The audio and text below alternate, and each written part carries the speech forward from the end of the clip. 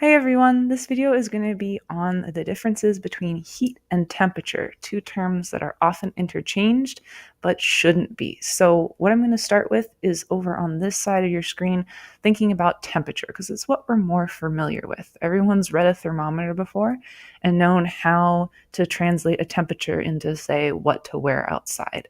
But really what we're talking about when we discuss temperature is simply a measurement. And in science, in chemistry in particular, that measurement is either going to be in degrees C, that is to say Celsius, or that measurement will be in K, or Kelvin. These two are both perfectly legitimate temperature scales to use in chemistry. Sometimes one will be more useful than the other. Oftentimes we report things in Celsius simply because that's the scale that most of the world uses. For some purposes, particularly in this unit, Kelvin is going to be particularly useful because Kelvin is an absolute scale. That means it starts at 0 and has no negative values. That's extremely useful when we're going to be working with calculations later on down the line. But it's going to be very important to know how to convert between these two different temperature scales. And luckily, on reference table T, if you slide down all the way to the bottom, you're going to see an equation listed under temperature. And that equation tells you exactly how to convert between Kelvin and degrees Celsius. So if you have one, then you can find the other using a bit of basic algebra, either adding 273 to get from Celsius to Kelvin, or subtracting 273 to get from Kelvin to Celsius. So we'll just jot that down, that Kelvin is equal to degrees C plus 273. And that's right off of table T, so you'll be able to use that equation whenever you need it. But the numbers that pop out of that type of calculation do have a meaning, scientifically speaking.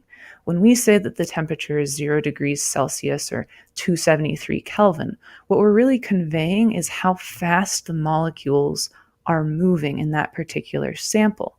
So if the temperature is reported as 100 degrees Celsius versus 0 degrees Celsius, that measurement tells us that molecules are moving much, much, much faster when the temperature is 100 versus 0.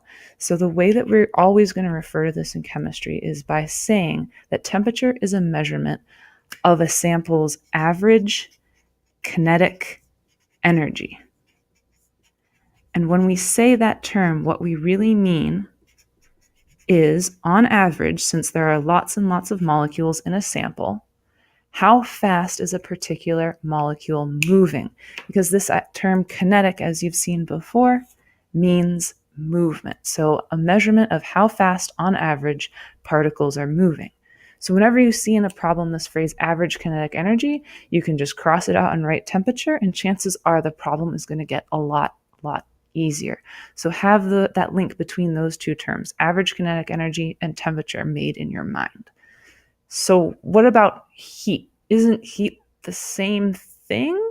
Not exactly. It's related and it has a couple similarities, but heat is actually a form of energy. And more specifically, it's a form of thermal energy.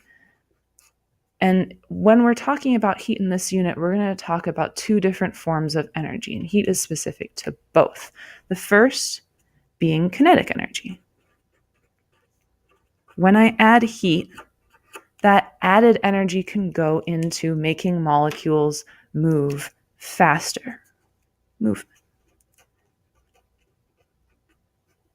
If that's the case, when I add heat, sure enough, I will increase the temperature.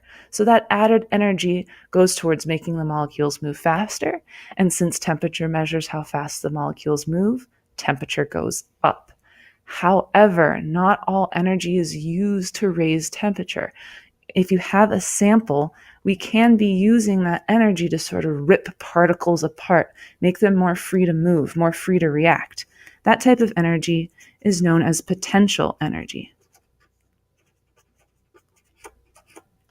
And oftentimes, like I said, that has to do with freedom to move, or maybe react, or just spacing between particles. It's got lots of different ways you can think about it, but the main idea here is that heat is energy. it's going to be measured in units of joules, represented by capital J. Never, ever, ever will heat be measured in degrees Celsius or Kelvin because these two are not equivalent things. Temperature is a measurement. Heat itself is the energy. So if you later on down the line, you're going to be asked to calculate heat, you're going to be looking over on this side of things. If you're asked to convert between temperatures, or if you're told the temperature of a particular substance, what you're really being told is the quantity of average kinetic energy. So I hope this helps differentiate between the two terms, heat and temperature.